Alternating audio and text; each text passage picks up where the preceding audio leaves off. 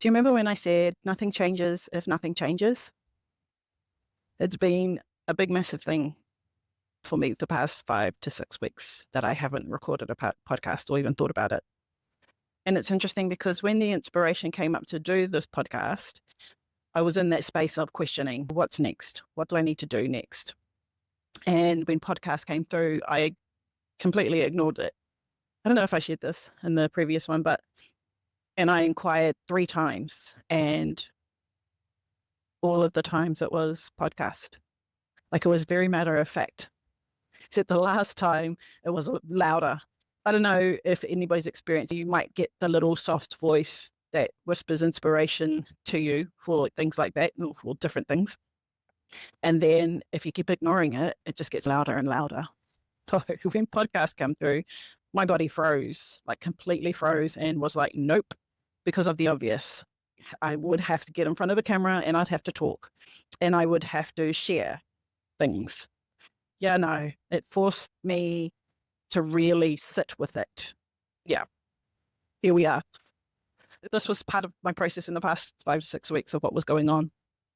So sure enough, when I sat with it, the podcast was more for me, obviously.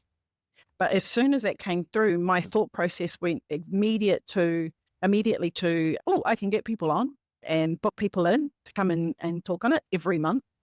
I have this tendency, and it's a pattern of mine. I realized it was a pattern of mine. No matter what I'm doing, if it's something scary or something that's really going to push me to my limits, I will tend to put people forward first. One of my main reasons to do that is so that I can hide. So I like being the wallflower. I like being the person in the back doing things in the background, not in front and center, which is very interesting the way this is all playing out. So yeah, if I keep putting people in front of me, no one will notice me. That's my thinking. If I book a schedule up with guests and book people in, then I won't have to talk about me and I won't have to share any of my experiences, because I still have this tendency to think I've got nothing to share. Because when we're living our own lives, and maybe I've shared this before, it's just our lives. We're just doing the do. We're just taking it one step at a time. So to us, it's nothing spectacular to share. Woke up this morning, had breakfast, went to work. But it's all the other things. I recognize that it's all the other things that I need to talk about. Yeah, the past 5 to 6 weeks I've been very much in my own space, and I've come to learn to love this space over time. At first, when I was on my journey of rediscovering myself, of healing, reprogramming,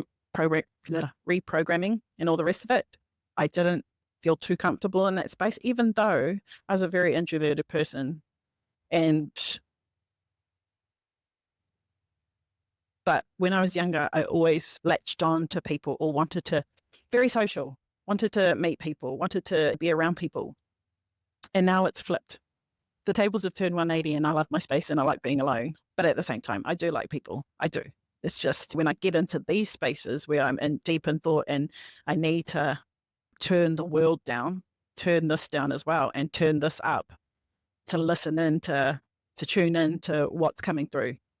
Especially when I'm inquiring, I make sure that I have the space to tune in and to listen. And at first, like I said before, I might ignore it and I might stamp my feet and be like, nah, that's not the answer. I might be that person, but eventually I come around. Just takes me a while to get my head around it. So in that space, I turned off my apps, I turned off my notifications, and this is my process, to turn the world down so that I can really get in tune with where I'm going and what I'm doing. There's so many things happening all at once the past couple of months, and I couldn't really hear myself. I couldn't make sense of myself, and just feeling the weight of everything that was going on at the time. So yeah, I was very unsettled, maybe a little bit anxious about everything. So it was my time to switch off. So when I go inwards, there's actually a lot going on. So people looking from the outside in will be like, oh God, I haven't heard from Tarina, or what's Tarina up to?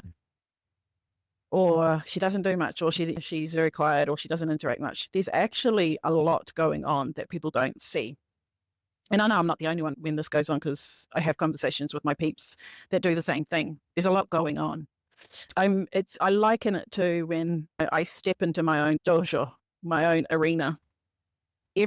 Everything happens there, and then nothing at all as well, depending on what's going on or where my focus is. So I step into my sacred space to organize, to evaluate, to train, to practice, to receive instruction, and of course, battle it out. There's a lot of damn battles that have gone on in my space.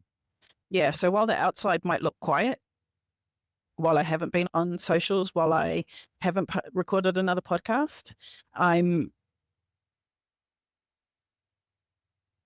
very busy.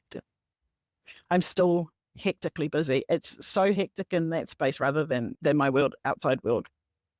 But yeah, so this time around was a mixture of chaos, and chaos being all of the loose ends showing up all at once to say, hey, time to wrap it up, shut the door on things, and feeling the weight of all that and the calm, because I intentionally made space to sort that all out. Just as one would do to make space to clean their house up, to do that massive spring clean. I know it needed to happen, and it had been building. I felt it building up. So I knew it was coming, and it was a good time to do this. A lot of the loose ends were very personal, and a few moments of self-sabotage, the hopelessness, depression, grief, sadness, and then also a few experiences I hadn't completed, like the process on, like I thought I had. The light is really tripping me. Anyway, so it was a good mixed bag of experiences, moments that allowed me to draw on all the practices and the knowledge that I have gathered over the past 15 to 20 years or so. And it's a process in itself too, because you start to figure out what works, what doesn't work, what sort of attention does this particular moment need, and what doesn't need particular attention, what I can literally just pick up and throw away, and what moments I actually have to sit with and go through a bit of a process with. So the past 6 weeks have given me that space to reflect on that journey, on my journey for the past 15, 20 years, really sitting with how far I have come over that period of time, going from a shell of a person deep in the hole of depression, sadness, to someone who is thriving rather than surviving and backs herself 100%. There used to be such a resistance to that. It's almost like I loved being in that hole. I got so used to it that I loved being in it, and I knew nothing else. Maybe that's not so much loved it, but I knew nothing else. Nothing else around me was showing me that there was anything better. So I was in the right place. This was my place in the world. But obviously, slowly but surely came out of that, and now in a position of, I can say that I'm thriving rather than surviving. It's, one of those moments where it's easy to say that, but the journey has been super, super rough, grueling, and very much a journey traveled mostly alone, and not in the way where I've had nobody to lean on. I've had no support or anything, but that the work was mine and mine alone. Nobody could do it for me. Nobody's going to do it for you. If there's shit to be cleared, it's up to you to do it. And I knew that, but it was extremely hard. It's extremely hard to take that first step into a space where the unknown, you don't know how this is going to go or where it's going to go, but you just know you have to take it. So you take those first steps into the unknown, just hoping and praying that it works out better than you ever imagined. And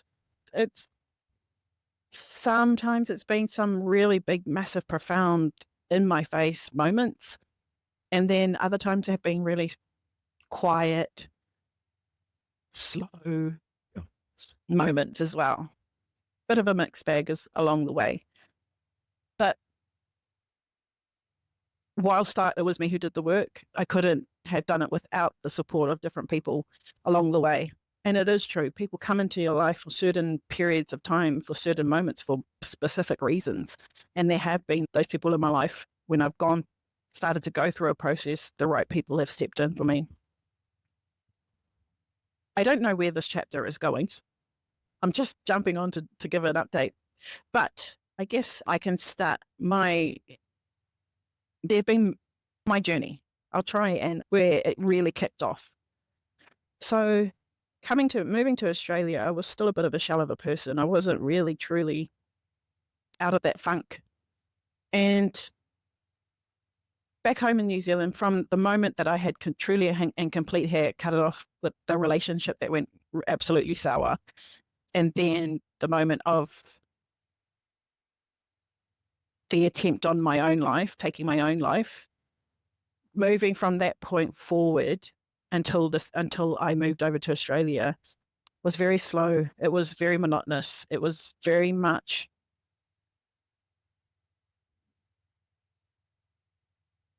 10 steps forward and 100 steps back. In a sense that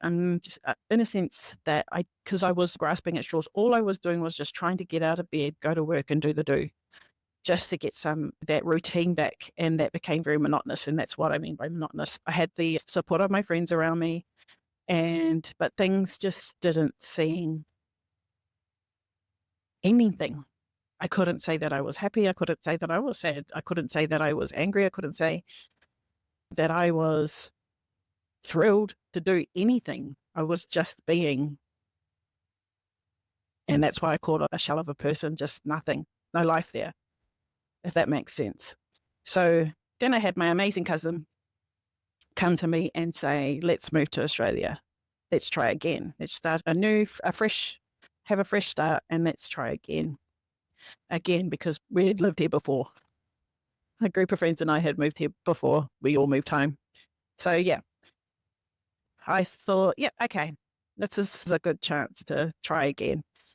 It wasn't thrilling to me or exciting. I was trying to make myself excited for it, but I'm glad I did. I'm still here. Yeah, so I moved over with my cousin. We moved in with a couple of mates that we used to go to school with, and we were dear friends of mine and still are. This is where I call the facade. I really had put up a facade of myself.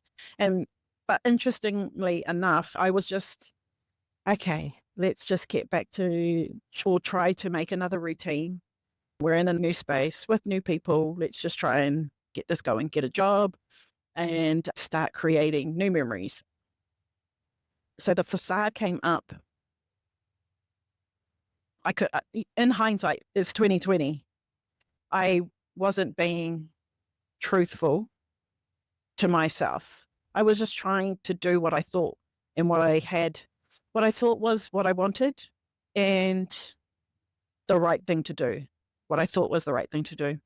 And it carried me for a very long time. But the interesting thing was, and my cousin mentioned to me much later on, was one of my dear friends had said to her, that's not my friend. When we moved over, when we started living, he was like, that's not my friend. And it caught me because I thought, here's somebody who hasn't actually seen me for years, didn't know anything that had gone on, but he knew something had shifted and changed in me. When he left New Zealand, he left this vivacious, bubbly, outgoing friend that was always happy. And I was back in those days. And when I came to Australia, it was obviously clear that had been wiped out completely. Not completely, I lie. Just a lot. My dials had been turned down a lot. So then began the journey, sorting out what it is I wanted. Lived there for a wee while and then realized the life that I was living was probably not for me. I needed to go off and find a new adventure, go down a different path. And it's not the path that my family or my friends would have wanted for me, but I needed to do it. And I still had the love of my friends and family to a degree. My family didn't really know what was going on with me. We didn't really talk about that stuff. My siblings and I weren't that close. It was it's a bit of an odd relationship.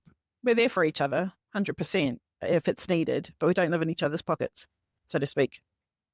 So anyway, the real journey kicked off from that moment that I decided I was going down a new path to the moment that I met the woman that I really needed in my life at the time, there was a lot of riffraff, a lot of chaos, a lot of messiness that I lived in.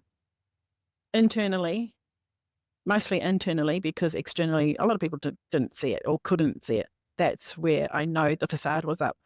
People they got a different version of me. Because of that moment, I got to choose a different path. I got to create a new version of me. And that's the version that they got. I'm not saying that it was a bad version. It was a bit of a mix up because I'm still me, but I want to do different things and I want to do it differently. So they got that version. Yeah. So a lot of riffraff, a lot of chaos, and a lot of hideousness. It was basically just numbing anything to numb the pain, the hurt, to calm the chaos for just a little moment by any means necessary. Drugs, yep. Alcohol, yep. Anything I could get my hands on I would do it just to have that moment of peace, because there was a lot going on in here and a lot going on in here. Anyway, so I got the opportunity to move down to Sydney through work. It was a bit of an interesting, again, in hindsight, it had taken them about a year for me to move down, to say yes to moving down there. Moved down there. This created the opportunity and space for me to get my shit together, basically. There was still bits and pieces of me that would pop up and go, do we really want to do this? But it forced me, being in Sydney, living with my brother and his family, forced me into a space where I really needed to figure my shit out. Because I knew too that this chaos and this hideousness was not me. It's not what I wanted. It's not what I wanted to carry through my life. I was heavy and burdened with a lot of things that I was like, man, I just need to let this go. Excuse me. And so moving to Sydney was my opportunity to clear the chaos. I had no clue how that was going to happen or how it was going to look. And two, was a perfect opportunity to reconnect with my brother and my nieces, to have a connection with my two nieces that have grown up in Australia all their lives and haven't really had that connection back home or to the family, because most of the cousins are all back home in New Zealand. So it was lovely. It was a lovely time and a blessing in my life to have that space and time with them. So the real kickstart was I had gone through processes I had started my remedial massage therapy qualification.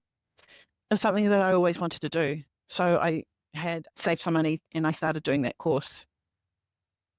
At the same time, there was other things that were popping up in my world too, like frequency therapy. At the time, it was called ANF therapy, where you would have like plasters or circular stickers that were programmed, that were different frequencies were programmed into, and you would use them in combination with other ones to stick on the body to help the body heal. Sent my Aquarius mind like, yes, let's go. I was doing that as well. I'm getting back into the stuff that I enjoy, that I actually really love doing. So remedial massage therapy and the ANF therapy shifted me a little bit more. I was talking with my beautiful sister-in-law, and I think we were just talking about massages and stuff. And then she had mentioned, she goes, oh, there's this woman, you probably really enjoy her. You should probably just give her a go and see what happens. So she sent me her details and I booked in, thinking that I was going for a massage. And she lived on the Northern Beaches, but further up north. So I went to see her, fully intending that it was just going to be a massage. Walked into her office, sat down, and she looked at me and she goes, how can I help you? And immediately I started bawling my eyes out, and I just said, I don't know. And she just looked at me and she goes, that's fair. That's okay. And then once I had calmed myself down, I was like, I don't know what's going on. And she kind of laughed to herself, and she goes, I get that all the time. And I just thought I was coming here for a massage. She laughed again and she goes, oh no, that's not what I do massage, but what I do is And then I started looking around her room. She started explaining, but then I was looking around her room and I was like, oh, this isn't just some masseuse lady. She's very much in touch with some sort of indigenous culture. Then she proceeded to say, I am a teacher, I'm a shaman, my, what do you call it, lineage is of the Kolfan people in Colombia. Her elders are there. This is just this white woman, Australian woman, but she had practices in teaching different therapies, massage therapy included. She was a relationship counselor. She was a counselor. She had quite a few certificates, but this whole shaman medicine was the main thing that I knew why I had to go and see her. And she started explaining to me what her process. So we were talking about things. She's like, tell me what's been going on, where to start. Off I went. This was the beginning of my journey to coming back to me, remembering. It wasn't so much going back to who I was, but remembering who I am and healing all the versions of me that had been hurt. Not realizing that even my little girl, the inner child, my younger self, had been hurting so deeply over different things. So it was those sorts of things that I got to talk to her about and discuss with her, and had quite a few sessions with her. She was able to feel and see and use all of her senses, so much so like a Māori healer. We use all of our senses to be able to connect in, as well as with your ancestors, and you use all of that to help the person move through their process. So it was something that I knew and connected, and I trusted her. It was funny though, because she got to the part where I got on the table and she was able to massage my shoulders and neck and stuff and go through her process. And part of the process, when she releases, like she takes in energy and she releases, is this breathing and this different noise. I remember lying on the table and she was doing it, and it was like, because it was something different and unexpected, because I remember I thought I was just there for a massage, and I was getting a massage, and now she's doing these really weird noises. So I like giggled to myself, but at the same time, listening to her with my senses to figure out, or just to understand what was going on. But at that time too, because I was so bogged down with a lot of shit, literally, I was still learning and figuring out how to use my senses as well. So there was one session there where I can't remember what we had talked about, but when I got on the table, she was like, oh man. And she was moving around me, and I was like, oh, what? Just, do you smell that? And I went, just like, pause for a moment, and I went, no, what is it? She goes, it's shit. And I was like, no, I don't. And because like anybody would when they're smelling shit, it was like, well, oh, gross. And I'm like, oh, I feel gross for you. What is it? But she was saying it's all the shit that you've been carrying, all the shit stories that you've been telling yourself, all the shit stories that people have been telling you and putting on you that are not true. And it's all piled up, and we're just going to clear it. And I went, oh yeah, nah, get rid of that crap. But it was these experiences that I had with her that I was like, wow. And being able to question her, what do you feel? She goes, sometimes it's something in my emotional body where I'll immediately feel like a sadness, or even have like a happiness, or I will see something in my third eye, those sorts of things. And I was like, oh, that's pretty much like Māori healers, like how we operate. Similar, all the similarities. So I had some really profound shifts with her that enabled me to free up a lot of space to move and to shift. It was like a conveyor belt, just shift out one thing, another thing comes along, shift out that thing, another thing comes along, which at times could be exhausting. One thing after the other, and you just think, man, where's this end? It doesn't. Spoiler alert, it doesn't. So that was pretty much the beginning of the massive journey of healing, deep healing. Since then, I got to have a women's retreat with her. She held a women's retreat, and I went on that, which was absolutely profound, which I met some really amazing people who I still keep in contact with today. But just being in that space with her, I learned a lot, and I was able to create practices from that experience, like any other thing. Other things started popping in, different conversations with people, different medicine, different ceremonies, different conversations, different groups that you get that you needed to help keep you going. I'll probably leave it at that one being the first sort of step into the space where I am now and where I'm able to go as well. And I always talk about her. Her name is Alison. I always talk about her being someone important, key to helping me on the journey, practically lifting me up and going, okay, this way, that you're going this way. I couldn't tell you how often I saw her. It was quite a bit. And then it tapered off a little bit. And then I ended up moving back to Queensland. And yeah.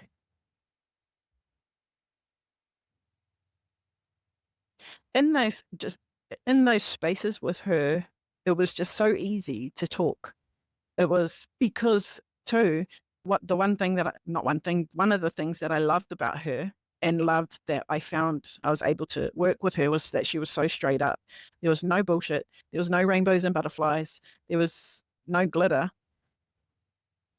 She called me out, and that's what I needed. And that's pretty much how I operate too. I can't stand the new age stuff that I'm seeing a lot of today. It's probably not the best way to put it, but a lot of people are glamorizing the healing journey or just talking about the end result. There's not really an end result to healing, but the bright lights and rainbows and glitters and unicorns to the journey. And it's not. And I'm very upfront about that it is a shit journey. It is hard as hell. You feel like you're going insane because one moment you're up and the next minute you could be flat on the ground, rocking in the corner, maybe crying, and then turn around again, be the most happiest person or be okay. It's so bloody schizophrenic.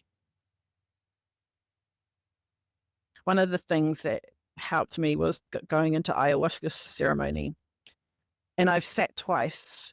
And on the first one, I thought I wanted rainbows and glitter because I had heard people had quite a gentle journey with the medicine Aya. And it was my first experience. I thought, oh, I've had this grueling journey. I just want to have this really great experience. And I didn't. The first journey was chaotic. It was hard. I was struggling big time. And anyway, I won't go into it. That'll be story for another time. Both ceremonies ended up being really hard. And when I came out of both of them, especially the last one, when I came out of the last one, it was like, yeah, fucking rainbows and glitter my ass. Like, healing is not for the faint-hearted. It's not for those who are all love and light, because that's not it. That's not what happens. Anyway, that's why I loved Alison, because she could, being the medicine woman that she could tell when I was being all caca. No, try again. And what was another one that she would say to me? If I even half-assed try to answer, like, yeah, I'm good. Oh, yeah, that's going okay. She really quickly picked up on my tell, which was my little giggle. She's like, telling me shit again, try again. I'm like, wow, okay. I had to consciously actually sit there and consciously answer and say, don't giggle to myself. Don't giggle. But yeah, I might as well just say it because she's just going to pick up on it anyway. It gave me no space to bullshit myself as well as bullshit her. So there you go, folks. The beginning of my journey. And I will share more, especially about the hard parts, the experiences that are not so pretty. But at the moment, that's where I've been, just tying up the loose ends with different opportunities and people and things that I thought, oh, that'll happen. Just for example, one of my loose ends is getting out of the insurance industry. So badly want to get out of it and trying to find ways to do that. But at the same time, it's been so funny because there's been opportunities presented or talked about to me, and it's, just hold tight, we'll come back to you and we'll let you know when that's going to happen and stuff like that. And they've been really great opportunities. And I thought, very exciting, so I'll just wait for that to happen. In this space was that, exactly that, and going, let it go, because you're still trying to hold on to this industry, but at the same time you're praying and hoping, get me the fuck out of here. What's that? You're pretty much confusing the universe about what you're intending and what you want to happen. So I really had to sit with that, because there's a anxiousness behind leaving something so safe. And I'm a freaking Taurus moon.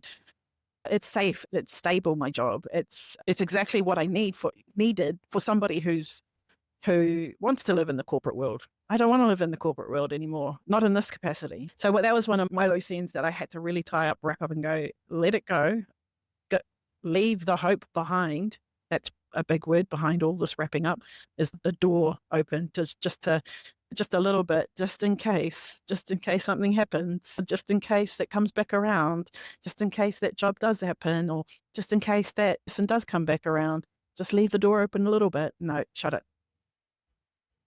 That's literally what I've had to go through to do. And there has been some grief in that, and there has been some sadness in that, because it's just been a part of my life for so long, these things that I know I'm such a sentimental person. So when I have to let go of things, it becomes a little bit harder, just that little bit more harder, and even harder when it comes to people in my life. There's doors that have had to be closed on certain people, or certain ideas on what friendship looked like with a lot of people in my life. And that's been an ongoing process. That's actually been a really big process over the past couple of years with different people in my life. What I thought, my perception of friendship and their perception of friendship, is two different things. There's a misunderstanding in the middle of that didn't meet an expectation of mine or theirs. So therefore, it just created a bit of chaos. So with certain people in my life, it had to be closed. The door had to be closed in order for myself to move forward and them to move forward. Sometimes the conversations were had, sometimes they weren't. It was just me going through the process and being like, yeah, no, door shut, carry on. And I know that seems pretty cutthroat, but it literally is just, you have to be in those spaces, because otherwise, for myself as well, the door just stays open to that little bit of hope. That you have to get in that frame of mind of, no, done. Hopefully there's been those things, the tying up of loose ends, a lot of loose ends that it was actually quite confronting how many loose ends started popping up. But it's been good too, because you feel the weight of those things just shift and it creates more space for other things to come in, whether it be new opportunities, new places. There is space for movement for me, for moving, and it's interesting how that's come through, because I'm very comfortable in my space. Again, Taurus, very comfortable in my space. Yet, going through this process, if something did come up, I'd be very okay with moving and shifting. I'm not saying that's happening tomorrow. It's there. More space for more people to come in, more connections. I know that there's going to be more connections coming through, especially as I move into the different spaces that I need to or want to. Yeah, it's been pretty cool in that sense. I was just thinking, man, I wonder if you can hear my washing machine going off. It's been going this whole time. Hopefully not. But anyway, so just that's my little update. I was just drawn to it and cracking up laughing, because nothing changes if nothing changes. And every week that went past, I would say that this is probably the first week that I've actually felt like I wanted to talk. All the past 5-6 weeks, nothing. So this was definitely a time to come out and talk. But yeah, what kept coming up was nothing changes if nothing changes, Serena. If where I think I'm going in this world, I can't keep pushing people forward, putting people forward in front of me. I can't keep trying to be a wallflower or in the background. I can sometimes, but that's not where I'm going. So being able to keep doing this in whatever that capacity that is, and whatever happens in that chapter, there's purpose behind it, whether it's just for me or whether there is somebody out there watching it and it resonates with you. Just got to keep going. If people are on their healing journey, if you have taken that first step to clear and heal, I really commend you for that, because I know exactly what it feels like, and I know it's hard, and it does get hard. And there's times where you're just like, what's the point? And you let it go to the side. But you can keep going, but you can get back on it and keep going. Giddy up whenever you like, whenever you can, because it is worth it. It really is. The version of me now compared to the version of me back then is, like I said, thriving more than she is surviving. And I wouldn't have it any other way. I wouldn't change the situations that I've been through for anything, because then I wouldn't be the person who I am today. And I celebrate that. I celebrate it by quietening everything and going inwards. But yeah, I celebrate that. So if you're on your journey, keep going, because it's worth it. It is, whether it be for yourself and for your children and your children's children, it'll all be worth it. So hopefully you got something out of there. I'm pretty sure I'm all talked out, but I'm glad. Thank you for being here.